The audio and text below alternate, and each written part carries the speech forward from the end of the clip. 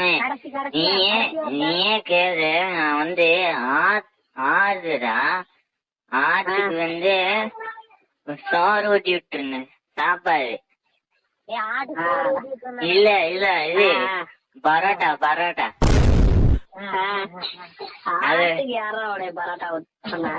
அது ஊத்தி வச்சிருந்தா அது சாப்பிட மாட்டேன்னுச்சா.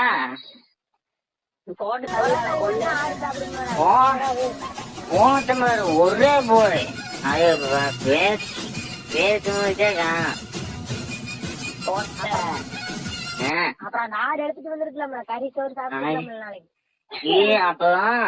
அப்புறம் வீட்டுக்காரங்க வந்துட்டாங்க.